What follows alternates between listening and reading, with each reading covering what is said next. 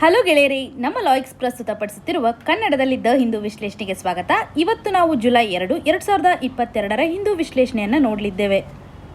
ಇವತ್ತಿನ ಸುದ್ದಿ ವಿಶ್ಲೇಷಣೆಗೂ ಮುಂಚೆ ಇರುವಂತಹ ಸ್ಮಾಲ್ ಅನೌನ್ಸ್ಮೆಂಟ್ ಅಂದರೆ ಲಾ ಎಕ್ಸಲೆನ್ಸ್ ವತಿಯಿಂದ ಲಾ ಎಕ್ಸ್ ಶಿಕ್ಷಾ ಅನ್ನುವಂಥ ಒಂದು ಟೆಸ್ಟ್ ಸೀರೀಸನ್ನು ಸ್ಟಾರ್ಟ್ ಮಾಡಲಿದ್ದು, ಈ ಒಂದು ಟೆಸ್ಟ್ ಸೀರೀಸ್ಗೆ ಸಂಬಂಧಪಟ್ಟಂತೆ ಒಂದು ಸ್ಕಾಲರ್ಶಿಪ್ ಟೆಸ್ಟನ್ನು ಸಹ ಕಂಡಕ್ಟ್ ಮಾಡ್ತಾ ಇದ್ದಾರೆ. ಈ ಒಂದು ಟೆಸ್ಟನ್ನು ಜುಲೈ 3ನೇ ತಾರೀಕು ಅಂದರೆ ಈ ಬರುವ ಸಂಡೇ 11 o'clockಯಿಂದ 1 o'clockಗೆ ಆನ್ಲೈನ್ ಮೋಡಲ್ಲಿ ಮತ್ತು ಆಫ್ಲೈನ್ ಮೋಡಲ್ಲಿ ಟೆಸ್ಟನ್ನು ಕಂಡಕ್ಟ್ ಮಾಡಲಾಗುತ್ತೆ. ಈ ಒಂದು ಟೆಸ್ಟಲ್ಲಿ ನಿಮ್ಮ ಪರ್ಫಾರ್ಮೆನ್ಸ್ ಯಾವ ರೀತಿಯಾಗಿರುತ್ತೆ, ಆ ಒಂದು ಮಾರ್ಕ್ಸ್ನ ಅನುಗುಣವಾಗಿ ನಿಮಗೆ ಈ ಒಂದು ಟೆಸ್ಟ್ ಸೀರೀಸ್ ನಡಿನಲ್ಲಿ ಕನ್ಸೆಷನ್ಸ್ಗಳನ್ನು ಕೊಡಲಾಗುತ್ತೆ. ಈ ಒಂದು ಟೆಸ್ಟ್ ಸೀರೀಸ್ಗೆ ಸಂಬಂಧಪಟ್ಟಂತೆ ಏನೇ ಮಾಹಿತಿ ಬೇಕಾದರೂ ಕೊಟ್ಟಿರುವಂತಹ ಕಾಂಟ್ಯಾಕ್ಟ್ಗೆ ಕಾಲ್ ಮಾಡ್ಬೋದು ಅಥವಾ QR ಕೋಡನ್ನು ಸ್ಕ್ಯಾನ್ ಮಾಡೋದ್ರ ಮುಖಾಂತರ ಈ ಒಂದು ಸ್ಕಾಲರ್ಶಿಪ್ ಟೆಸ್ಟ್ಗೆ ರಿಜಿಸ್ಟ್ರೇಷನನ್ನು ಪಡ್ಕೋಬೋದಾಗಿದೆ. ಇವತ್ತಿನ ಮೊದಲನೇ article PMI hints manufacturing slow to a 9-month low. ಈ ಒಂದು ಆರ್ಟಿಕಲನ್ನು ಸಿಲೆಬಸಲ್ಲಿ ನೋಡೋದಾದರೆ GS ಪೇಪರ್ 3 ನಡಿನಲ್ಲಿ ನಾವು ಗ್ರೋತ್ ಆ್ಯಂಡ್ ಡೆವಲಪ್ಮೆಂಟ್ ಸೆಕ್ಷನ್ ನಡಿನಲ್ಲಿ ಕನೆಕ್ಟ್ ಮಾಡ್ಕೋಬೋದು. ಸೊ ಆರ್ಟಿಕಲಲ್ಲಿರುವಂಥ ಕಂಟೆಕ್ಸ್ಟು ನಮಗೆ ಇವಾಗ ಮ್ಯಾನುಫ್ಯಾಕ್ಚರಿಂಗ್ ಸೆಕ್ಟರಲ್ಲಿ ಗ್ರೋತು ಕಡಿಮೆ ಆಗ್ತಾ ಇದೆ ಅನ್ನುವಂಥದ್ದನ್ನು ಮೆನ್ಷನ್ ಮಾಡಿದ್ದಾರೆ. ಇವರು ಕೊಟ್ಟಿರುವಂಥ ಒಂದು ಡೇಟಾನ ಪ್ರಕಾರ 59.9 ಇರುವಂಥದ್ದು ಇವಾಗ 59.6ಗೆ ಇಳಿಕೆಯಾಗಿದೆ. ಸೊ ಮ್ಯಾನುಫ್ಯಾಕ್ಚರಿಂಗ್ ಸೆಕ್ಟರಲ್ಲಿ ಇಳಿಕೆ ಆಗಿರೋದನ್ನು ಅಥವಾ ಈ ಒಂದು ಇಂಡೆಕ್ಸ್ ನಡಿನಲ್ಲಿ ಕೊಟ್ಟಿರುವಂಥ ಒಂದು ಡೇಟಾವನ್ನು ನಾವು ಅರ್ಥ ಮಾಡ್ಕೋಬೇಕು. ಸೊ ಯಾವ ರೀತಿಯಾಗಿ ನಾವು ಎಕ್ಸಾಮಿನೇಷನ್ ಪರ್ಸ್ಪೆಕ್ಟಿವಲ್ಲಿ ಇದನ್ನು ಕನೆಕ್ಟ್ ಮಾಡ್ಕೋಬೇಕು ಅಂತಂದರೆ, ಆರ್ಟಿಕಲಿಂದ ನಮಗೆ ಬೇಕಾಗಿರುವಂಥ ಇನ್ಫಾರ್ಮೇಷನ್ ಅಂತಂದರೆ ಪರ್ಚೇಸಿಂಗ್ ಮ್ಯಾನೇಜರ್ ಇಂಡೆಕ್ಸ್. ಸೊ ಈ ಒಂದು ಇಂಡೆಕ್ಸ್ನಿಂದ ನಮಗೆ ಯಾವ ರೀತಿಯಾದಂಥ ಬೆನಿಫಿಟ್ ಇದೆ. ಸೊ ಈ ಒಂದು ಇಂಡೆಕ್ಸ್ ನಮಗೆ ಎಕನಾಮಿಕ್ ಟ್ರೆಂಡ್ಸನ್ನು ಹೇಳುತ್ತೆ. ಅದರಲ್ಲೂ ಮ್ಯಾನುಫ್ಯಾಕ್ಚರಿಂಗ್ ಸೆಕ್ಟರ್ ಹಾಗೂ ಸರ್ವಿಸ್ ಸೆಕ್ಟರ್ ಸಪ್ರೇಟಾಗಿ ಒಂದು ಇಂಡೆಕ್ಸನ್ನು ರೆಡಿ ಮಾಡುತ್ತೆ. ಈ ಒಂದು ಆರ್ಟಿಕಲಲ್ಲಿ ಇವತ್ತು ಮ್ಯಾನುಫ್ಯಾಕ್ಚರಿಂಗ್ ಸೆಕ್ಟರ್ ಬಗ್ಗೆ ಕೊಟ್ಟಿದ್ದಾರೆ, ಇನ್ನು ಸರ್ವಿಸ್ ಸೆಕ್ಟರಲ್ಲೂ ಮಾಡುತ್ತೆ. ಜೊತೆಗೆ ಒಟ್ಟಾರೆಯಾಗಿ ಒಂದು ಕನ್ಸೋಲ್ಡೇಟೆಡ್ ಆಗಿರುವಂಥ ಇಂಡೆಕ್ಸನ್ನು ಕೊಡುವಾಗ ಮ್ಯಾನುಫ್ಯಾಕ್ಚರಿಂಗ್ ಮತ್ತು ಸರ್ವಿಸ್ ಸೆಕ್ಟರನ್ನು ಎರಡೂ ಸೇರಿಸ್ಬಿಟ್ಟು PMIಯನ್ನು ನಾವು ನೋಡ್ಬೋದು. ಸೊ ಮ್ಯಾನುಫ್ಯಾಕ್ಚರಿಗೆ ಸಂಬಂಧಪಟ್ಟಂತೆ ಅಥವಾ ಸರ್ವಿಸ್ ಸೆಕ್ಟರ್ಗೆ ಸಂಬಂಧಪಟ್ಟಂತೆ ಏನೇ ಆ್ಯಕ್ಟಿವಿಟೀಸ್ ನಡೀತಾ ಇದ್ರು, ಎಕನಾಮಿಗೆ ಯಾವ ರೀತಿಯಂಥ ಕಾಂಟ್ರಿಬ್ಯೂಷನನ್ನು ನಡೀತಿದೆ ಅಂತ ಡಿಟೆಕ್ಷನ್ ಮಾಡೋದಕ್ಕೋಸ್ಕರ ಈ ಒಂದು PMIಯನ್ನು ಸ್ಟ್ಯಾಂಡರ್ಡ್ ಆಗಿ ಕನ್ಸಿಡರ್ ಮಾಡ್ತಾರೆ. ಈವನ್ ಗ್ಲೋಬಲ್ ಲೆವೆಲಲ್ಲೂ ಸಹ ಒಂದು ಪರ್ಟಿಕ್ಯುಲರ್ ಎಕನಾಮಿ ಯಾವ ರೀತಿಯಾಗಿ ಇವತ್ತು ಗ್ರೋತ್ ಆಗ್ತಾ ಇದೆ, ಅದರಲ್ಲೂ ಮ್ಯಾನುಫ್ಯಾಕ್ಚರಿಂಗ್ ಸೆಕ್ಟರು ಹಾಗೂ ಸರ್ವಿಸ್ ಸೆಕ್ಟರಿಂದ ಯಾವ ರೀತಿಯಾಗಿ ಕಾಂಟ್ರಿಬ್ಯೂಷನ್ ಆಗ್ತಾ ಇದೆ ಅಂತ ಅಂಡರ್ಸ್ಟ್ಯಾಂಡಿಂಗ್ ಮಾಡ್ಕೊಳೋದಕ್ಕೋಸ್ಕರನೂ ಸಹ ಇದನ್ನು ಕನ್ಸಿಡರ್ ಮಾಡ್ತಾರೆ. ಸೊ ಒಟ್ಟಾರೆಯಾಗಿ PMI ಇವತ್ತು ಕಾಂಟ್ರಿಬ್ಯೂಷನ್ ಮಾಡ್ತಾ ಇರುವಂಥದ್ದು ಈ ಒಂದು ಪ್ರೆಸೆಂಟ್ ಸಿಚುವೇಷನಲ್ಲಿ ಅಥವಾ ಫ್ಯೂಚರ್ ಸಿಚುವೇಷನಲ್ಲಿ ಬಿಸ್ನೆಸ್ ಕಂಡೀಷನ್ ಯಾವ ರೀತಿಯಾಗಿದೆ ಅನ್ನುವಂಥ ಒಂದು ಪ್ರಾಪರ್ ಇನ್ಫಾರ್ಮೇಷನನ್ನು ಕೊಡ್ತಾ ಇದೆ. ಈ ಒಂದು ಆರ್ಟಿಕಲಲ್ಲಿ ನಾವು ನೋಡ್ತಾ ಇದ್ದೀವಿ, ಮ್ಯಾನುಫ್ಯಾಕ್ಚರಿಂಗ್ ಸೆಕ್ಟರಲ್ಲಿ ಇವತ್ತು ಗ್ರೋತ್ ಕಡಿಮೆ ಆಗ್ತಾ ಇದೆ ಅಥವಾ ಆ್ಯಕ್ಟಿವಿಟೀಸು ಸ್ಲೋ ಡೌನ್ ಆಗ್ತಾ ಇದೆ ಅನ್ನುವಂಥದ್ದನ್ನು. ಸೊ ಸ್ಲೋ ಡೌನ್ ಆಗಲಿಕ್ಕೆ ಕಾರಣ ಏನಿರ್ಬೋದು? ಮೇಜರ್ಲಿ 2 ರೀತಿಯಾದಂಥ ಕಾರಣಗಳನ್ನು ನಾವಿಲ್ಲಿ ಕನ್ಸಿಡರ್ ಮಾಡ್ಬೋದು. ಇನ್ಫ್ಲೇಷನರಿ ಪ್ರೆಷರ್ ಅಂತ ಹೇಳ್ಬೋದು. ಸೊ ಇವಾಗ ಇನ್ಫ್ಲೇಷನ್ ಹೆಚ್ಚಾಗ್ತಾ ಇರೋದ್ರಿಂದ ಮ್ಯಾನುಫ್ಯಾಕ್ಚರಿಂಗ್ ಸೆಕ್ಟರಲ್ಲಿ ಸಾಕಷ್ಟು ತೊಂದರೆ ಆಗ್ತಾ ಇರ್ಬೋದು. ಹಾಗೂ ಗ್ಲೋಬಲ್ ಲೆವೆಲಲ್ಲಿರ್ತಕ್ಕಂತಹ ಔಟ್ಪುಟ್ನ ಒಂದು ಶಾರ್ಟೇಜ್ ಏನಿದೆಯಲ್ಲ, ಅಂದರೆ ಸಪ್ಲೈ ಚೈನಿಂದ ಆಗುವಂಥ ಒಂದು ಡಿಸ್ಟರ್ಬೆನ್ಸು ಸಹ ಇವತ್ತು ಸಪ್ಲೈ ಸೈಡಿಂದ ಒಂದು ಎಫೆಕ್ಟನ್ನು ಮ್ಯಾನುಫ್ಯಾಕ್ಚರಿಂಗ್ ಸೆಕ್ಟರ್ಗೆ ಮಾಡ್ತಾ ಇದೆ ಅನ್ನುವಂಥದ್ದನ್ನು ನಾವಿಲ್ಲಿ ಕನೆಕ್ಟ್ ಮಾಡ್ಕೋಬೇಕು. ಮೇಜರ್ಲಿ 2 ರೀತಿಯಾದಂಥ ಕಾಸನ್ನು ನಾವಿಲ್ಲಿ ಕ್ಲಿಯರಾಗಿ ಅರ್ಥ ಮಾಡ್ಕೊಳ್ಳುವಂಥದ್ದು. ಇನ್ನು ಈ ಒಂದು ಪರ್ಚೇಸಿಂಗ್ ಮ್ಯಾನೇಜರ್ ಇಂಡೆಕ್ಸನ್ನು ಯಾವ ರೀತಿಯಾಗಿ ಮೇಜರ್ ಮಾಡ್ತಾರೆ, ನಾರ್ಮಲಿ ನಂಬರಿಂಗ್ ಯಾವ ರೀತಿ ಮಾಡ್ತಾರೆ ಅಂತಂದರೆ 0ಇಂದ 100 ತನಕ ನಂಬರಿಂಗ್ ಮಾಡ್ತಾರೆ.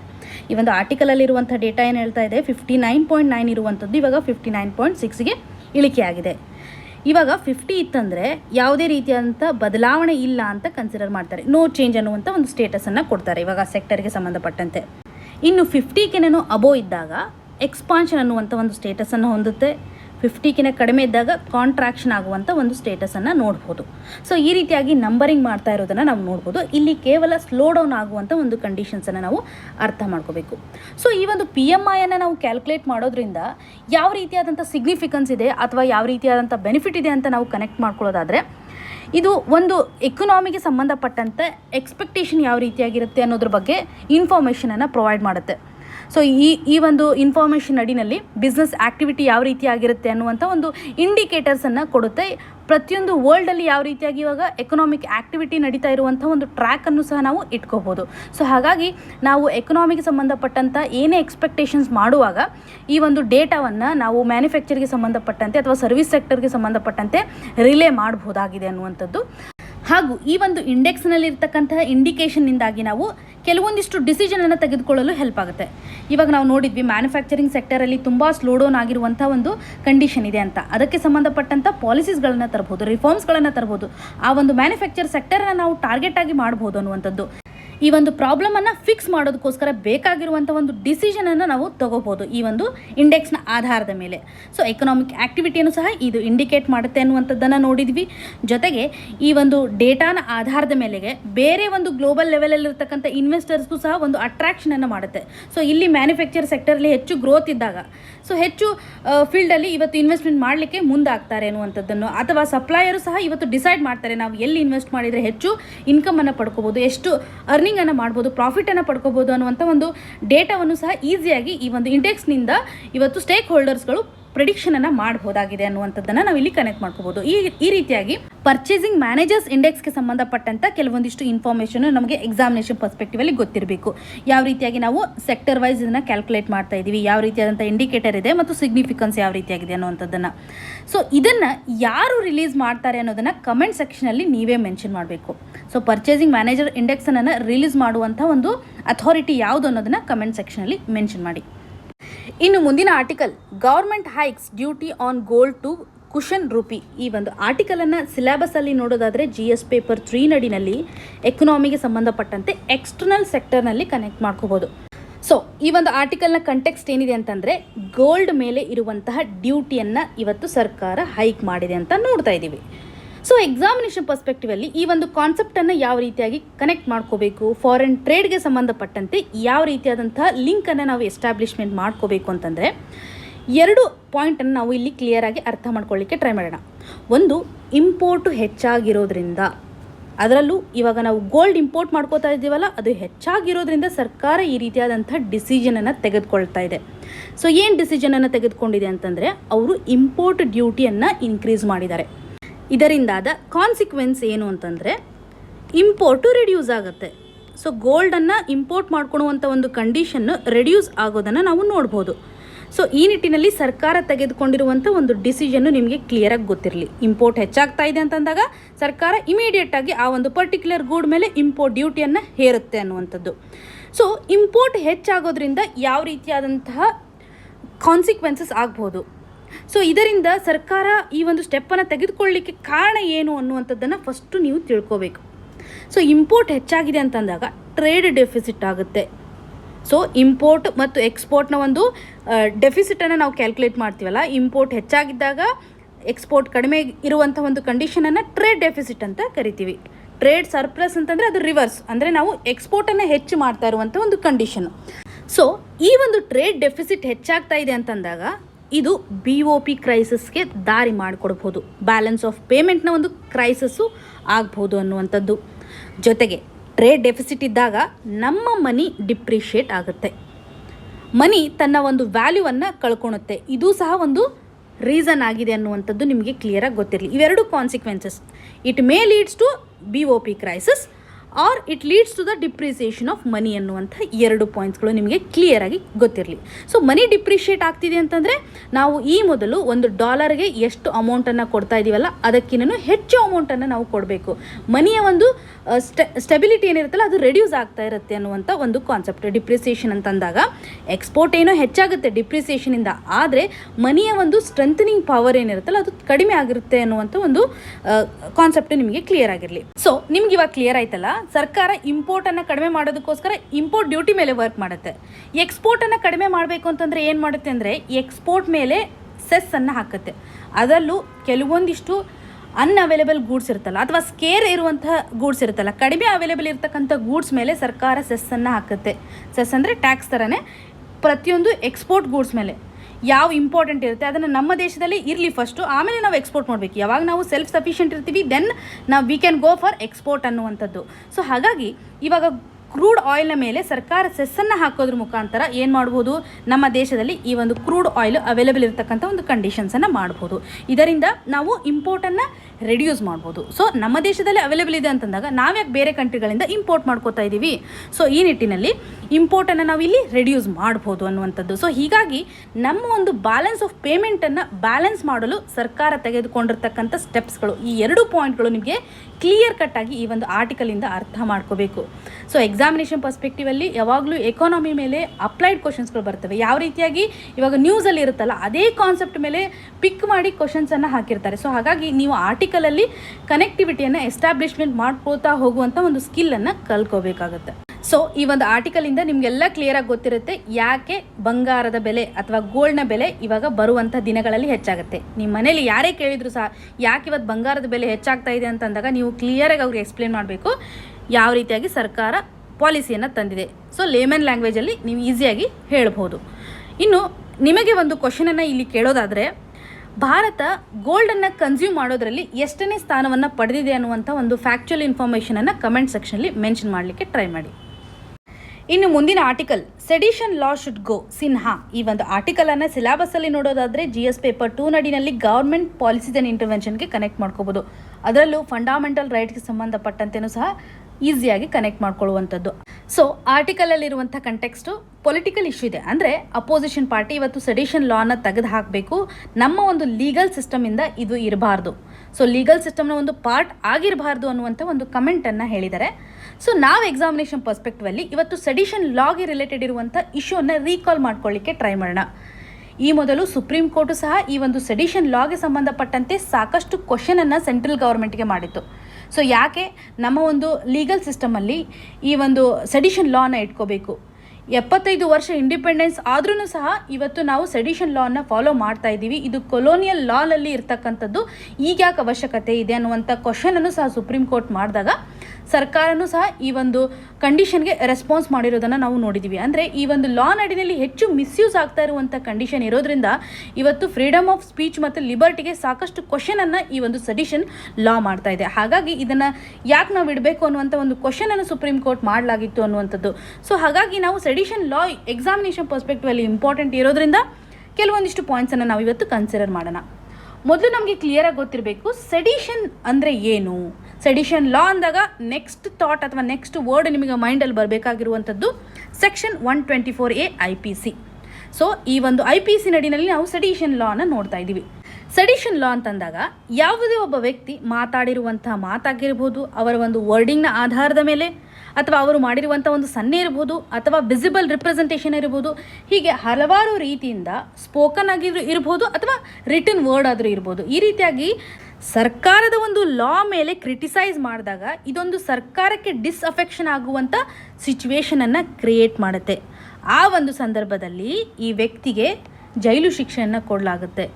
ಸೊ ಈ ಒಂದು ಸೆಡಿಷನ್ ಲಾ ನಡಿನಲ್ಲಿ ಇವರು ಶಿಕ್ಷೆಗೆ ಗುರಿ ಆಗ್ತಾರೆ ಅನ್ನುವಂಥದ್ದು. ಒಂದು ಎಕ್ಸೆಪ್ಷನ್ ಯಾವ ರೀತಿಯಾಗಿದೆ ಅಂದರೆ, ಇವಾಗ ಯಾರೇ ಸರ್ಕಾರದ ವಿರುದ್ಧವಾಗಿ ಕ್ರಿಟಿಸಿಸಮನ್ನು ಮಾಡ್ತಾ ಇದ್ದಾರೆ, ಅಥವಾ ಇವಾಗ ಎಡಿಟೋರಿಯಲ್ಸ್ಗಳನ್ನು ನಾವು ನೋಡ್ತಾ ಇದ್ದೀವಿ, ಅಥವಾ ಫಾರ್ಮರ್ ಪ್ರೊಟೆಸ್ಟನ್ನು ನಾವು ನೋಡ್ತಾ ಇದ್ದೀವಿ. ಫಾರ್ಮರ್ ಮಾಡಿರುವಂಥ ಪ್ರೊಟೆಸ್ಟಲ್ಲಿ ಎಲ್ಲರೂ ಸಹ ಇವತ್ತು ಸೆಡಿಷನ್ ಲಾಗಳಲ್ಲಿ ಒಳಗೆ ಹಾಕ್ಬೋದಿತ್ತು, ಯಾಕೆಂದರೆ ಅವರು ಕ್ರಿಟಿಸೈಸ್ ಮಾಡ್ತಿದ್ರು ಸರ್ಕಾರದ ವಿರುದ್ಧ. ಆದರೆ ಅವರು ಮಾಡಿರುವಂಥ ಒಂದು ಆ್ಯಕ್ಟಿವಿಟಿ ಲಾಫುಲ್ ಆಗಿತ್ತಂತಂದರೆ, ಅಂದರೆ ಕಾನೂನಾತ್ಮಕವಾಗಿತ್ತಂದರೆ ಅವರನ್ನು ಸೆಡಿಷನ್ ಲಾ ನಡಿನಲ್ಲಿ ಅಪರಾಧಿ ಅಂತ ಕನ್ಸಿಡರ್ ಮಾಡೋದಿಲ್ಲ. ಈ ರೀತಿಯಾದಂಥ ಎಕ್ಸೆಪ್ಷನನ್ನು ನಾವಿಲ್ಲಿ ಅರ್ಥ ಮಾಡ್ಕೋಬೇಕು. ಸೊ ಸೆಡಿಷನ್ ಲಾ ಅಂತಂದರೆ ಸರ್ಕಾರದ ವಿರುದ್ಧ ಯಾರು ದಂಗೆ ಆಗುವಂಥ ಒಂದು ಸಿಚುವೇಶನ್ಸನ್ನು ಕ್ರಿಯೇಟ್ ಮಾಡ್ತಾರೆ, ಸರ್ಕಾರದ ಒಂದು ಪಾಲಿಸಿ ವಿರುದ್ಧ ಅನ್ಲಾಫುಲ್ ಆಗಿ ಪ್ರೊಟೆಸ್ಟ್ ಮಾಡ್ತಾರಲ್ಲ, ಅವರನ್ನು ಈ ಒಂದು ಸೆಡಿಷನ್ ಲಾ ನಡಿನಲ್ಲಿ ಶಿಕ್ಷೆಗೆ ಗುರಿ ಮಾಡಲಾಗುತ್ತೆ ಅನ್ನುವಂಥದ್ದು. ಹಾಗೂ ಈ ಒಂದು ಸೆಡಿಷನ್ಗೆ ಸಂಬಂಧಪಟ್ಟಂತೆ ಸುಪ್ರೀಂ ಕೋರ್ಟಲ್ಲಿ ಕೆಲವೊಂದಿಷ್ಟು ಜಡ್ಜ್ಮೆಂಟ್ಗಳಿದ್ದಾವೆ. ಸೊ ಯಾವ ರೀತಿಯಾಗಿ ಇವತ್ತು ಸೆಡಿಷನ್ ಲಾಗೆ ಒಂದು ಡಿಫ್ರೆಂಟ್ ಡೈಮೆನ್ಷನ್ಸನ್ನು ಅಥವಾ ಪರ್ಸ್ಪೆಕ್ಟಿವನ್ನು ಕೊಡುತ್ತೆ ಅನ್ನೋದಾದರೆ, Romesh Thapar versus state of Madras ಈ ಒಂದು ಜಡ್ಜ್ಮೆಂಟ್ ನಡಿನಲ್ಲಿ ಇವತ್ತು ಯಾವುದೇ ಒಬ್ಬ ವ್ಯಕ್ತಿಯ ಸ್ಪೀಚ್ ಇರ್ಬೋದು ಅಥವಾ ಎಕ್ಸ್ಪ್ರೆಷನ್ ಇರ್ಬೋದು, ಸೆಕ್ಯೂರಿಟಿಗೆ ಧಕ್ಕೆಯನ್ನು ತಂದಾಗ, ಸೆಕ್ಯೂರಿಟಿಯನ್ನು ಡಿಸ್ಟರ್ಬ್ ಮಾಡಿದಾಗ ಸರ್ಕಾರ ಅವನ ಮೇಲೆ ಕಾನೂನನ್ನು ತರಬಹುದು ಅಥವಾ ಸೆಡಿಷನ್ ಚಾರ್ಜನ್ನು ಹಾಕ್ಬೋದು ಅನ್ನುವಂಥ ಒಂದು ಸ್ಟೇಟ್ಮೆಂಟನ್ನು ಕೊಟ್ಟಿದ್ದಾರೆ. ಸೊ ಸೆಕ್ಯೂರಿಟಿಗೆ ಇವತ್ತು ಥ್ರೆಟನ್ ಆಗುವಂಥ ಒಂದು ಕಂಡೀಷನ್ ಕ್ರಿಯೇಟ್ ಆಗಬೇಕು ಅನ್ನುವಂಥದ್ದು. ಇನ್ನು Kedarnath Singh versus state of Bihar ಈ ಒಂದು ಜಡ್ಜ್ಮೆಂಟ್ ನಡಿನಲ್ಲಿ ಇವಾಗ ಸರ್ಕಾರದ ಒಂದು ಪವರ್ ಏನಿದೆಯಲ್ಲ, ಆ ಒಂದು ಪವರ್ ಹಾಗೂ ಸ್ಪೀಚ್ ಆಫ್ ಎಕ್ಸ್ಪ್ರೆಷನ್ಗೆ ಒಂದು ಬ್ಯಾಲೆನ್ಸನ್ನು ತರೋದರಲ್ಲಿ ಕಾರ್ಯವನ್ನು ನಿರ್ವಹಿಸುತ್ತೆ. ಇದರಲ್ಲಿ ಕೊಟ್ಟಿರುವಂಥ ಒಂದು ಜಡ್ಜ್ಮೆಂಟ್ ಅಂತಂದರೆ, ಯಾವಾಗ ಒಂದು ವೈಲೆಂಟ್ ಆ್ಯಕ್ಟಿವಿಟಿಯನ್ನು ಕ್ರಿಯೇಟ್ ಮಾಡುತ್ತೆ ಅಲ್ಲ, ಆ ಒಂದು ಸಂದರ್ಭದಲ್ಲಿ ಮಾತ್ರ ನಾವು ಅವನ ಮೇಲೆ ಶಿಕ್ಷೆಯನ್ನು ವಿಧಿಸಬೇಕು, ಅವನಿಗೆ ಶಿಕ್ಷೆಯನ್ನು ಕೊಡಬೇಕು ಅನ್ನುವಂಥದ್ದು.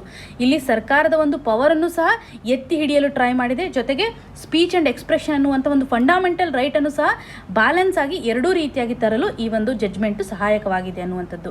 ಸೊ ಕಾನ್ಸ್ಟಿಟ್ಯೂಷನಲ್ ವ್ಯಾಲಿಡಿಟಿಯನ್ನು ಸಹ ಇದು ಎತ್ತಿ ಹಿಡಿದಿದೆ. ಸೊ ಇಲ್ಲಿ ಹೆಚ್ಚಾಗಿ ಇದು ಸಪೋರ್ಟ್ ಮಾಡಿದೆ, ಸೆಡಿಷನ್ ಲಾಗೆ ಸಪೋರ್ಟ್ ಮಾಡಿರೋದನ್ನು ನಾವು ನೋಡಬಹುದು. ಸೊ ಈ ಒಂದು ಸೆಡಿಷನ್ ಲಾಗೆ ಸಂಬಂಧಪಟ್ಟಂತೆ ಅದರ್ ಡೈಮೆನ್ಷನ್ನಲ್ಲಿ ಆರ್ಟಿಕಲ್ 19 ಸಬ್ ಕ್ಲಾಸ್ 1 ಅಂದರೆ ಫ್ರೀಡಮ್ ಆಫ್ ಸ್ಪೀಚ್ ಆ್ಯಂಡ್ ಎಕ್ಸ್ಪ್ರೆಷನ್ಗೆ ಸಂಬಂಧಪಟ್ಟಂತೆ ನಾವು ಯಾಕೆ ಅಷ್ಟೊಂದು ಇಂಪಾರ್ಟೆನ್ಸನ್ನು ಕೊಡಬೇಕು. ಈ ಒಂದು ಲಾ ನಡಿನಲ್ಲಿ ನಾವು ಇವಾಗ ಸ್ಪೀಚ್ ಆ್ಯಂಡ್ ಎಕ್ಸ್ಪ್ರೆಷನನ್ನು ಕರ್ಟೇಲ್ ಮಾಡುವಂಥ ಒಂದು ಸಿಚುವೇಶನ್ಸನ್ನು ನೋಡ್ತಾ ಇದ್ದೀವಿ, ಅಥವಾ ರಿಸ್ಟ್ರಿಕ್ಷನ್ ಮಾಡುವಂಥ ಸಿಚುವೇಶನ್ಸನ್ನು ನಾವು ನೋಡ್ತಾ ಇದ್ದೀವಿ. ಹಾಗಾಗಿ ಆರ್ಟಿಕಲ್ 19 ಸಬ್ ಕ್ಲಾಸ್ 1 ನಡಿನಲ್ಲಿ ಯಾವ ರೀತಿಯಾಗಿ ಸ್ಪೀಚ್ ಆ್ಯಂಡ್ ಎಕ್ಸ್ಪ್ರೆಷನ್ ಇವತ್ತು ಡಿಫ್ರೆಂಟ್ ಡೈಮೆನ್ಷನನ್ನು ಕೊಡುತ್ತೆ. ಯಾಕೆ ನಾವು ಅಷ್ಟೊಂದು ಇಂಪಾರ್ಟೆನ್ಸನ್ನು ಕೊಡಬೇಕು ಅಂತಂದಾಗ, ಬೇಸಿಕಲಿ ಇದು ಡೆಮೋಕ್ರೆಟಿಕ್ ವ್ಯಾಲ್ಯೂವನ್ನು ಎತ್ತಿ ಹಿಡಿಯುತ್ತೆ. ಸೊ ಪ್ರೊಟೆಸ್ಟ್ ಮಾಡುವಾಗ ಡೆಮೋಕ್ರೆಟಿಕ್ ವ್ಯಾಲ್ಯೂ ನಡಿನಲ್ಲಿ ಇವತ್ತು ವರ್ಕ್ ಮಾಡುವಂಥದ್ದು, ಅಥವಾ ಪರ್ಟಿಕ್ಯುಲರ್ಲಿ ನಾವು ಸ್ಪೀಚ್ ಆ್ಯಂಡ್ ಎಕ್ಸ್ಪ್ರೆಷನ್ಗೆ ಫ್ರೀಡಮನ್ನು ಕೊಡಬೇಕು ಅನ್ನುವಂಥದ್ದು. ಗೌರ್ಮೆಂಟ್ನ ಎಲ್ಲ ಪಾಲಿಸಿಯನ್ನು ಇವತ್ತು ಎಕ್ಸೆಪ್ಟ್ ಮಾಡ್ಕೋಬೇಕನ್ನುವಂಥದ್ದಿಲ್ಲ. ಕೆಲವೊಂದಿಷ್ಟು ಪಾಲಿಸಿಯನ್ನು ಈಸಿಯಾಗಿ ರಿಜೆಕ್ಟ್ ಮಾಡ್ಬೋದು. ಇನ್ನು RTI ಆ್ಯಕ್ಟನ್ನು ಸಹ ನಾವಿಲ್ಲಿ ಎನ್ಶೋರ್ ಮಾಡ್ಬೋದು. ಸೊ ಯಾವಾಗಲೂ ನಮಗೆ ಪಾಲಿಸಿ ಯಾವ ರೀತಿಯಾಗಿದೆ ಅಥವಾ ಟ್ರಾನ್ಸ್ಪರೆನ್ಸಿಯನ್ನು ಎನ್ಶೋರ್ ಮಾಡೋದ್ರಲ್ಲಿ, ಒಂದು ಟ್ರುತ್ತನ್ನು ಡಿಸ್ಕವರಿ ಮಾಡೋದ್ರಲ್ಲೂ ಸಹ ಈ ಒಂದು ಸ್ಪೀಚ್ ಆ್ಯಂಡ್ ಎಕ್ಸ್ಪ್ರೆಷನ್ ಹೆಲ್ಪ್ ಮಾಡುತ್ತೆ ಅನ್ನುವಂಥದ್ದು. ಎಕ್ಸಿಕ್ಯೂಟಿವನ್ನು ಒಂದು ಅಕೌಂಟೇಬಲ್ ಆಗಿರುವಂಥ ಸಿಚುವೇಶನ್ಸನ್ನು ಕ್ರಿಯೇಟ್ ಮಾಡುತ್ತೆ. ಇವಾಗ ಜನರು ಕ್ವಶನ್ ಮಾಡ್ತಾ ಇದ್ದಾರೆ ಅಂತಂದಾಗ ಅವರು ಪ್ರಾಪರಾಗಿ ಅಕೌಂಟೇಬಲ್ ಆಗಿರ್ತಾರೆ. ಸೊ ಹೇಗೆ ಬೇಕಾದಂಗೆ ಒಂದು ಪಾಲಿಸಿಯನ್ನು ಕ್ರಿಯೇಟ್ ಮಾಡುವಂತಿಲ್ಲ. ಹಾಗಾಗಿ ಫ್ರೀ ಸ್ಪೀಚ್ ಆ್ಯಂಡ್ ಎಕ್ಸ್ಪ್ರೆಷನ್ ಅನ್ನುವುದು ಇಂಪಾರ್ಟೆಂಟ್ ಅನ್ನುವಂಥದ್ದನ್ನು ನೋಡಬೇಕು. ಹಾಗೂ ನಮ್ಮ ಸಂವಿಧಾನಾತ್ಮಕವಾಗಿ ಕೆಲವೊಂದಿಷ್ಟು ಲಾಸ್ ಏನು ಹೇಳುತ್ತೆ ಅಂತಂದರೆ, ಈ ಒಂದು ಫ್ರೀಡಮ್ ಆಫ್ ಸ್ಪೀಚ್ ಆ್ಯಂಡ್ ಎಕ್ಸ್ಪ್ರೆಷನನ್ನು ಕರ್ಟೇಲ್ ಮಾಡುವಂಥ ಒಂದು ಸಿಚುವೇಶನ್ಸನ್ನು ನೋಡ್ತಾ ಇದ್ದೀವಿ, ಅಥವಾ ರೀಸನಬಲ್ ರಿಸ್ಟ್ರಿಕ್ಷನ್ಸ್ ಅಂತ ನೋಡ್ತೀವಿ. ಅದನ್ನು ನಾವು ಆರ್ಟಿಕಲ್ 19 ಸಬ್ ಕ್ಲಾಸ್ 2 ನಡಿನಲ್ಲಿ ನೋಡ್ತಾ ಇದ್ದೀವಿ. ಸೊ ಯಾವ ರೀತಿಯಾದಂಥ ರೀಸನಬಲ್ ರಿಸ್ಟ್ರಿಕ್ಷನ್ಸ್ ಇರುತ್ತೆ, ಯಾವ ಒಂದು ಗ್ರೌಂಡ್ಸ್ ಮೇಲೆ ರಿಸ್ಟ್ರಿಕ್ಷನ್ಸನ್ನು ಹಾಕ್ತಾರೆ ಅಂತಂದರೆ, ನಮ್ಮ ಒಂದು ಸ್ಟೇಟ್ನ ಸೆಕ್ಯುರಿಟಿ ಹಾಳಾದಾಗ, ಸವರ್ನಿಟಿ ಇರ್ಬೋದು, ಅಥವಾ ಇಂಟಿಗ್ರಿಟಿಗೆ ಸಂಬಂಧಪಟ್ಟಂತೆ, ಬೇರೆ ಒಂದು ಫಾರಿನ್ ನೇಷನ್ ಜೊತೆಗೆ ಫ್ರೆಂಡ್ಲಿ ರಿಲೇಷನ್ಸನ್ನು ಕ್ರಿಯೇಟ್ ಮಾಡುವಾಗ, ಮೊರಾಲಿಟಿಗೆ ಸಂಬಂಧಪಟ್ಟಂತೆ ಸಿಚುವೇಶನ್ಸ್ ಇರ್ಬೋದು, ಅಥವಾ ಪಬ್ಲಿಕ್ ಆರ್ಡರ್ ಇರ್ಬೋದು, ಅಥವಾ ಕಂಟೆಂಪ್ಟ್ ಆಫ್ ಕೋರ್ಟ್ ಇರ್ಬೋದು. ಸೊ ಈ ರೀತಿಯಾದಂಥ ಸಿಚುವೇಶನ್ ನಡಿನಲ್ಲಿ ನಾವು ಏನು ಮಾಡ್ತಾ ಇದ್ದೀವಿ, ರೀಸನಬಲ್ ರಿಸ್ಟ್ರಿಕ್ಷನ್ಸ್ ಹಾಕೋದನ್ನು ಸಹ ನಾವು ಸಂವಿಧಾನಾತ್ಮಕವಾಗಿ ನೋಡ್ತಾ ಇದ್ದೀವಿ ಅನ್ನುವಂಥದ್ದು. ಇನ್ನು ಈ ಒಂದು ಸೆಡಿಷನ್ ಲಾ ಇರಬೇಕೋ ಬೇಡವೋ ಅನ್ನುವಂಥ ಒಂದು ಕ್ವಶನ್ ಮಾರ್ಕನ್ನು ಸಹ ನಾವಿಲ್ಲಿ ನೋಡಬೇಕು. ಯಾಕೆ ಈ ಒಂದು ಲಾನ ಅವಶ್ಯಕತೆ ಇದೆ, ಯಾಕೆ ನಾವು ಈ ಒಂದು ಲಾನ ಸ್ಕ್ರ್ಯಾಪ್ ಮಾಡಬಾರ್ದು, ಇಟ್ಕೋಬೇಕು ಅಥವಾ ಸ್ಟೇ ಮಾಡಬೇಕು ಅಂತಂದಾಗ, ಇದು ಇವತ್ತು ಆ್ಯಂಟಿ ನ್ಯಾಷನಲ್ ಆ್ಯಕ್ಟಿವಿಟೀಸ್ ಏನಿರುತ್ತಲ್ಲ, ಅಥವಾ ಆ್ಯಂಟಿ ನ್ಯಾಷನಲ್ ಫೋರ್ಸಸ್ಗಳನ್ನು ತಡೆಗಟ್ಟೋದ್ರಲ್ಲಿ ಹೆಲ್ಪ್ ಆಗುತ್ತೆ. ಕೆಲವೊಂದಿಷ್ಟು ಜನ ಏನು ಮಾಡ್ತಾರೆ, ನಮ್ಮ ದೇಶದ ಒಂದು ಸೆಕ್ಯುರಿಟಿಯನ್ನು ಥ್ರೆಟ್ ಮಾಡೋದಕ್ಕೋಸ್ಕರ, ಅಥವಾ ಈ ಟೆರರಿಸ್ಟ್ ಆ್ಯಕ್ಟಿವಿಟೀಸು ಸಹ ನಡೆಯುವಂಥ ಸಿಚುವೇಶನ್ಸ್ ಇರುತ್ತೆ, ಅಥವಾ ಹಾದಿ ಮಾಡ್ಕೊಳ್ತಕ್ಕಂಥ ಒಂದು ಗಲಭೆಗಳು ನಡೀತಾ ಇರ್ತವೆ. ಅದನ್ನೆಲ್ಲ ಕರ್ಟೇಲ್ ಮಾಡೋದಕ್ಕೋಸ್ಕರ ಈ ಒಂದು ಲಾ ಇರಬೇಕು. ಸುಪ್ರೀಂ ಕೋರ್ಟ್ಗೆ ಸಂಬಂಧಪಟ್ಟಂತೆ ನಾವು ಕಂಟೆಂಪ್ಟ್ ಆಫ್ ಕೋರ್ಟ್ ಅಂತ ನೋಡ್ತೀವಿ. ಅದೇ ರೀತಿಯಾಗಿ ನಮ್ಮ ಒಂದು ಲೆಜಿಸ್ಲೇಚರ್ನಲ್ಲಿ ಸ್ಟೆಬಿಲಿಟಿಯನ್ನು ತರೋದಕ್ಕೋಸ್ಕರ, ಅಂದರೆ ಪ್ರೊಟೆಕ್ಷನನ್ನು ತರೋದಕ್ಕೋಸ್ಕರ ಈ ಒಂದು ಲಾನ ಅವಶ್ಯಕತೆ ಇದೆ ಅನ್ನುವಂಥದ್ದನ್ನು ನಾವಿಲ್ಲಿ ಕನೆಕ್ಟ್ ಮಾಡ್ಕೋಬೋದು. ಜೊತೆಗೆ ಈ ಒಂದು ಲಾ ಏನಿದೆಯಲ್ಲ, ಇವಾಗ ಆರ್ಟಿಕಲ್ 19 ಸಬ್ ಕ್ಲಾಸ್ 2 ನಡಿನಲ್ಲಿರ್ತಕ್ಕಂಥ ಒಂದು ಪ್ರವಿಧಾನಗಳ ಆಧಾರದ ಮೇಲೆ ಒಂದು ಡಿಸಿಷನನ್ನು ತೆಗೆದುಕೊಳ್ತಾ ಇರುತ್ತೆ. ಸೊ ಹಾಗಾಗಿ ಇದನ್ನು ನಾವು ಕನ್ಸಿಡರ್ ಮಾಡ್ಬೋದು ಅನ್ನುವಂಥದ್ದನ್ನು ನಾವಿಲ್ಲಿ ಹೇಳ್ಬೋದು. ಅಷ್ಟೇ ಅಲ್ಲದೆ ಈ ಒಂದು ಸೆಡಿಷನ್ ಲಾ ಏನಿದೆಯಲ್ಲ, ಎಲ್ಲ ಸ್ಪೀಚ್ ಆ್ಯಂಡ್ ಎಕ್ಸ್ಪ್ರೆಷನ್ಗೂ ರಿಸ್ಟ್ರಿಕ್ಷನನ್ನು ಹಾಕ್ತಾ ಇಲ್ಲ. ಇದು ಕೇವಲ ಸರ್ಕಾರದ ವಿರುದ್ಧ ಒಂದು ದಂಗೆ ಇರುವಂಥ ಒಂದು ಸಿಚುವೇಶನ್ಸ್ ಕ್ರಿಯೇಟ್ ಆದಾಗ ಮಾತ್ರ ಈ ಒಂದು ಲಾನ ತರಲಾಗುತ್ತೆ ಅನ್ನುವಂಥ ಸಿಚುವೇಶನಲ್ಲಿ ಹಾಕ್ತಾರಲ್ಲ. ಹಾಗಾಗಿ ಇದು ನಮಗೆ ಅವಶ್ಯಕತೆ ಇದೆ. ಲೆಜಿಸ್ಲೇಚರ್ನ ಒಂದು ಪವರನ್ನು ಎತ್ತಿ ಹಿಡಿಯಲು ಇದು ಹೆಲ್ಪ್ ಆಗುತ್ತೆ ಅನ್ನುವಂಥದ್ದನ್ನು ನಾವು ಪಾಸಿಟಿವ್ ಆಗಿ ಕನ್ಸಿಡರ್ ಮಾಡ್ಬೋದು. ಇನ್ನು ನೆಗೆಟಿವ್ ಸೈಡಲ್ಲಿ, ಅಥವಾ ಯಾಕೆ ಈ ಒಂದು ಸೆಡಿಷನ್ ಲಾನ ನಾವು ತೆಗೆದು ಹಾಕಬೇಕು ಅಂತಂದಾಗ, ಇದು ಡೆಮೋಕ್ರೆಟಿಕ್ ವ್ಯಾಲ್ಯೂಗೆ ಒಂದು ವಿರುದ್ಧವಾಗಿರುವಂಥ ಒಂದು ಕೆಲಸವನ್ನು ಮಾಡುತ್ತೆ. ಹಾಗೂ ಸಾಕಷ್ಟು ಮಿಸ್ಯೂಸ್ ಆಗುವಂಥ ಕಂಡೀಷನ್ಸ್ಗಳಿದ್ದಾವೆ. ಇವಾಗ ನೋಡಿದಾಗ ಸುಮ್ಮನೆ ಇವಾಗ ನ್ಯೂಸ್ ಪೇಪರಲ್ಲಿ ಎಡಿಟೋರಿಯಲನ್ನು ಬಂದಾಗ, ಅಥವಾ ಸರ್ಕಾರದ ವಿರುದ್ಧ ಕ್ರಿಟಿಕಲ್ ಆಗಿ ಏನೋ ಕಮೆಂಟ್ ಹಾಕಿದಾಗ ಇವಾಗ ಸೆಡಿಷನ್ ಲಾನ ಇಂಪ್ಲಿಮೆಂಟ್ ಮಾಡ್ತಾ ಇದ್ದಾರೆ. ಸೊ ಹಾಗಾಗಿ ಅನ್ವಾಂಟೆಡ್ಲಿ ಇವಾಗ ಈ ಒಂದು ಲಾನ ಮಿಸ್ಯೂಸ್ ಮಾಡ್ಕೋತಾ ಇದ್ದಾರೆ ಅನ್ನುವಂಥದ್ದನ್ನು ನೋಡ್ಬೋದು. ಅದರಲ್ಲೂ ಇವಾಗ ಮೀಡಿಯಾವನ್ನು ಸೈಲೆಂಟ್ ಮಾಡೋದ್ರಲ್ಲಿ, ಸೊ ಮೀಡಿಯಾ ಫಸ್ಟ್ ಬರುತ್ತೆ. ಯಾವಾಗಲೇ ಸರ್ಕಾರ ಏನೇ ಒಂದು ಪಾಲಿಸಿ ತಂದಾಗ ಫಸ್ಟ್ ಕ್ರಿಟಿಕಲಿ ಕಮೆಂಟ್ ಹಾಕೋರಂತಂದರೆ ಇವತ್ತು ಮೀಡಿಯಾದವರು. ಸೊ ಹೀಗಾಗಿ ಮೀಡಿಯಾನು ಸಹ ಈ ಒಂದು ಸೆಡಿಷನ್ ಚಾರ್ಜ್ ನಡಿನಲ್ಲಿ ಸಾಕಷ್ಟು ಜನರನ್ನು ಒಳಗೆ ಹಾಕಿರೋದನ್ನು ನೋಡ್ಬೋದು. ಮಿಸ್ಯೂಸ್ ಹೆಚ್ಚಾಗ್ತಾ ಇದೆ ಅನ್ನುವಂಥ ಒಂದು ಸಿಚುವೇಶನ್ಸನ್ನು ನೋಡಿದಾಗ ನಾವು ಇದನ್ನು ತೆಗೆದು ಹಾಕಬೇಕು ಅನ್ನುವಂಥದ್ದನ್ನು ಅರ್ಥ ಮಾಡ್ಕೋಬೇಕು. ಸೊ ಇದೆಲ್ಲ ನಾವು ಡಿಸ್ಕಸ್ ಮಾಡಿರೋದು ನಿಮಗೆ ಮೇನ್ಸ್ ಪರ್ಸ್ಪೆಕ್ಟಿವಲ್ಲಿ ನೀವು ಯಾವ ರೀತಿಯಾಗಿ ಡೈಮೆನ್ಷನ್ಸನ್ನು ಕವರ್ ಮಾಡಬೇಕು, ಯಾವ ರೀತಿಯಾಗಿ ಹಂತ ಹಂತವಾಗಿ ನಿಮ್ಮ ಒಂದು ಆನ್ಸರಲ್ಲಿ ಡೈಮೆನ್ಷನ್ಸನ್ನು ಕನೆಕ್ಟ್ ಮಾಡ್ತಾ ಹೋಗಬೇಕು. ಒಂದು ಪಾಯಿಂಟ್ ನೀವು ಮೇಲೆ ಹೇಳ್ತಾ ಇದ್ದೀರಿ ಅಂತಂದಾಗ ನೆಕ್ಸ್ಟ್ ಪಾಯಿಂಟು ಯಾವ ರೀತಿಯಾಗಿ ನೀವು ಕನೆಕ್ಟ್ ಮಾಡ್ಕೋಬೇಕು ಅನ್ನುವಂಥ ಒಂದು ಐಡಿಯಾ ನಿಮಗೆ ಬರಲಿ ಅನ್ನೋದಕ್ಕೋಸ್ಕರ ಇನ್ ಡೀಟೇಲ್ ಆಗಿ ನಾನು ಎಕ್ಸ್ಪ್ಲೇನ್ ಮಾಡಲಿಕ್ಕೆ ಟ್ರೈ ಮಾಡಿದ್ದೀನಿ. ನಿಮ್ಗೆ ಏನೇ ಕನ್ಸರ್ನ್ ಇದ್ರೂ ಸಹ ಕಮೆಂಟಲ್ಲಿ ಮಾಡ್ಬೋದು. ಸೊ ನಾವು ಇಲ್ಲಿವರೆಗೂ ಈ ಒಂದು ಲಾ ಯಾಕೆ ಬೇಕು, ಯಾಕೆ ಬೇಡ ಅನ್ನೋದ್ರ ಬಗ್ಗೆ ಕ್ಲಿಯರಾಗಿ ನೋಡಿದ್ವಿ. ಇನ್ನು ವೇ ಫಾರ್ವರ್ಡ್ ನಡಿನಲ್ಲಿ ನೀವು ಬ್ಯಾಲೆನ್ಸ್ಡ್ ಆಗಿ ಆನ್ಸರನ್ನು ಕನ್ಕ್ಲೂಷನ್ಗೆ ತರಬಹುದು. ಇವಾಗ ಯಾವುದೇ ಒಂದು ಲಾ ಇದೆ ಅಂತಂದಾಗ ನೀವು ಸುಪ್ರೀಂ ಕೋರ್ಟ್ನ ಒಂದು ಜಡ್ಜ್ಮೆಂಟನ್ನು ಆಧಾರದ ಮೇಲೆ ಆನ್ಸರನ್ನು ಕೊಡ್ಬೋದು. ಇವಾಗ ಕೇದಾರ್ನಾಥ್ ಕೇಸ್ ಅಂತ ನೋಡಿದ್ವಲ್ಲ, ಈ ಒಂದು ಕೇಸ್ನಲ್ಲಿರುವಂಥ ಪ್ರೊವಿಷನ್ಸನ್ನು ಬಳಕೆ ಮಾಡಿಕೊಂಡು ನೀವು ಕನ್ಕ್ಲೂಷನನ್ನು ಕೊಡ್ಬೋದು. ಅಥವಾ ಯಾವುದೇ ಒಂದು ಲಾ ಇದ್ದಾಗ ಕಂಪ್ಲೀಟಾಗಿ ಅದನ್ನು ಸ್ಕ್ರ್ಯಾಪ್ ಮಾಡದೆ ಅಲ್ಲಿ ರಿಫಾರ್ಮ್ಸನ್ನು ತರ್ಬೋದು. ಸೊ ಈ ಒಂದು ಲಾನ ಸ್ಕ್ರ್ಯಾಪ್ ಮಾಡೋದ್ರ ಬದಲಾಗಿ ಎಲ್ಲಿ ಇಶ್ಯೂಸ್ಗಳಿರ್ತವೆ, ಸೆನ್ಸಿಟಿವ್ ಇಶ್ಯೂಸ್ಗಳಿರ್ತಾವಲ್ಲ, ಅಲ್ಲಿ ಬದಲಾವಣೆಯನ್ನು ತರಬೇಕು ಅಥವಾ ರಿಫಾರ್ಮ್ಸನ್ನು ತರಬೇಕು. ಸೊ ಇದರಿಂದಾಗಿ ಈ ಒಂದು ಆರ್ಟಿಕಲಲ್ಲಿರುವಂತಹ ಪ್ರೊವಿಷನ್ಸ್ಗಳನ್ನು ನಾವು ಎತ್ತಿ ಹಿಡಿದಂಗೆ ಆಗುತ್ತೆ. ಜೊತೆಗೆ ಈ ಒಂದು ಲಾನಿಂದನೂ ಸಹ ನಮ್ಮ ಒಂದು ಲೆಜಿಸ್ಲೇಚರ್ಗೂ ಸಹ ಒಂದು ಸ್ಟ್ರೆಂತನ್ನು ಪ್ರೊವೈಡ್ ಮಾಡ್ದಂಗೆ ಆಗುತ್ತೆ ಅನ್ನುವಂಥದ್ದು. ಸೊ ಹಾಗಾಗಿ ಬ್ಯಾಲೆನ್ಸ್ಡ್ ವೇನಲ್ಲಿ ಆನ್ಸರನ್ನು ಕನ್ಕ್ಲೂಡ್ ಮಾಡಲಿಕ್ಕೆ ಟ್ರೈ ಮಾಡಿ. ಇವತ್ತಿನ ನ್ಯೂಸ್ ಪೇಪರಿಂದ ನಮಗೆ ಎಕ್ಸಾಮಿನೇಷನ್ ಪರ್ಸ್ಪೆಕ್ಟಿವಲ್ಲಿ 3 ಟಾಪಿಕ್ಗಳು ತುಂಬ ಇಂಪಾರ್ಟೆಂಟು. ಸೊ ಹಾಗಾಗಿ ನಾವು ಇನ್ ಡೀಟೇಲ್ ಆಗಿ ಸ್ಟಡಿ ಮಾಡಲಿಕ್ಕೆ ಟ್ರೈ ಮಾಡಿದ್ದೀವಿ. ಒಂದು ಪರ್ಚೇಸಿಂಗ್ ಮ್ಯಾನೇಜರ್ ಇಂಡೆಕ್ಸ್ ಬಗ್ಗೆ ನೋಡಿದ್ವಿ, ಸೆಡಿಷನ್ ಲಾಗೆ ರಿಲೇಟೆಡ್ ಇರುವಂಥ ಇಶ್ಯೂಸ್, ಇದು ಪ್ರಿಲಿಮ್ಸ್ಗೂ ಇಂಪಾರ್ಟೆಂಟ್ ಆಗುತ್ತೆ, ಮೇನ್ಸ್ಗೂ ಇಂಪಾರ್ಟೆಂಟ್ ಆಗುತ್ತೆ. ಇನ್ನು PMI ಅನ್ನು ಪ್ರಿಲಿಮ್ಸಲ್ಲಿ ನಾವು ಎಕ್ಸ್ಪೆಕ್ಟ್ ಮಾಡ್ಬೋದು. ಇನ್ನು ಫಾರಿನ್ ಟ್ರೇಡ್ಗೆ ಸಂಬಂಧಪಟ್ಟಂತೆ ಪ್ರಿಲಿಮ್ಸಲ್ಲಿ ಬೇಕಾಗಿರುವಂಥ ಇಂಪಾರ್ಟೆಂಟ್ ಕನೆಕ್ಟಿವಿಟಿಯನ್ನು ನಾವು ಎಸ್ಟಾಬ್ಲಿಷ್ಮೆಂಟ್ ಮಾಡಲಿಕ್ಕೆ ಟ್ರೈ ಮಾಡಿದ್ದೀವಿ. ಸೊ ಈ 3 ಟಾಪಿಕ್ ಬಗ್ಗೆ ನೀವು ನಿಮ್ಮ ಒಂದು ಸ್ಟ್ಯಾಟಿಕ್ ಪೋರ್ಷನ್ಸಲ್ಲಿ ನಿಮ್ಮ ನೋಟ್ಸ್ ಇದ್ದರೆ ಅಗೇನ್ ರಿವಿಷನ್ ಮಾಡಲಿಕ್ಕೆ ಟ್ರೈ ಮಾಡಿ. ಏನಾದರೂ ಮಿಸ್ ಆಗಿದ್ದರೆ ಎಡಿಷನ್ ಮಾಡ್ಕೊಳ್ಳಿಕ್ಕೆ ಟ್ರೈ ಮಾಡಿ. ನಾಳೆ ಅನಾಲಿಸಿಸು ನಂದೇ ಇರೋದ್ರಿಂದ ಈ ವೀಕಲ್ಲಿ ಯಾವುದಾದ್ರೂ ಒಂದು ಟಾಪಿಕ್ ಇಂಪಾರ್ಟೆಂಟ್ ಇರೋದು ಮಿಸ್ ಆಗಿದ್ದರೆ ಇನ್ ಡೀಟೇಲ್ ಆಗಿ ಸ್ಟಡಿ ಮಾಡಲಿಕ್ಕೆ ಟ್ರೈ ಮಾಡೋಣ. ಇವತ್ತಿನ question of the day section ಅಡಿನಲ್ಲಿ ಪ್ರೀವಿಯಸ್ ಇಯರಲ್ಲಿ ಕೇಳಿರುವಂತಹ ಕ್ವಶನನ್ನು ಮೆನ್ಷನ್ ಮಾಡಲಾಗಿದೆ. ಇದು ಪಾಲಿಟಿಗೆ ಸಂಬಂಧಪಟ್ಟಂತೆ. ಇದಕ್ಕೆ ಸರಿಯಾದ ಉತ್ತರವನ್ನು ಕಮೆಂಟ್ ಸೆಕ್ಷನ್ಲಿ ಮೆನ್ಷನ್ ಮಾಡಿ. ಇವತ್ತು ಡಿಸ್ಕಸ್ ಮಾಡಿರುವಂತಹ ಎಲ್ಲ ಆರ್ಟಿಕಲ್ಸ್ಗಳು ನಿಮಗೆ ನೀಟಾಗಿ ಅರ್ಥ ಆಗಿದೆ ಅಂತ ಭಾವಿಸ್ತಾ ಇದ್ದೀನಿ. ನಿಮ್ಗೆ ಏನೇ ಕನ್ಸರ್ನ್ ಇದ್ರೂ ಸಹ, ಏನೇ ಅಪ್ಡೇಷನ್ಸ್ ಬೇಕಾಗಿದ್ದರೂ ಸಹ, ಅಥವಾ ಯಾವುದಾದ್ರೂ ಪರ್ಟಿಕ್ಯುಲರ್ ಟಾಪಿಕ್ ಮೇಲೆ ವಿಡಿಯೋನ ಮಾಡಬೇಕು ಅನ್ನುವಂಥದ್ದಿದ್ರೆ, ಅಥವಾ ನಿಮಗೆ ಪರ್ಟಿಕ್ಯುಲರ್ ಟಾಪಿಕ್ ಅರ್ಥ ಆಗಿಲ್ಲ ಅಂದರೆ ಕಮೆಂಟ್ ಸೆಕ್ಷನಲ್ಲಿ ಮೆನ್ಷನ್ ಮಾಡಿ. ಆ ಟಾಪಿಕ್ ಮೇಲೆ ಒಂದು ಸಪ್ರೇಟ್ ವಿಡಿಯೋನ ಮಾಡಿ ಅಪ್ಲೋಡ್ ಮಾಡಲಿಕ್ಕೆ ಟ್ರೈ ಮಾಡ್ತೀನಿ. ಅಥವಾ ಯಾವುದಾದ್ರೂ ನ್ಯೂಸ್ ಅಲ್ಲಿರುವಂಥ ಆರ್ಟಿಕಲ್ಗೆ ಕನೆಕ್ಟ್ ಆಗುವಂತೆ ಕಂಪ್ಲೀಟ್ ಆಗಿ ಆ ಒಂದು ಇಶ್ಯೂ ಅನ್ನು ಕವರ್ ಮಾಡಲಿಕ್ಕೆ ಟ್ರೈ ಮಾಡ್ತೀನಿ ಅಂತ ಹೇಳ್ತಾ ಆಲ್ ದ ವೆರಿ ಬೆಸ್ಟ್. ಧನ್ಯವಾದಗಳು.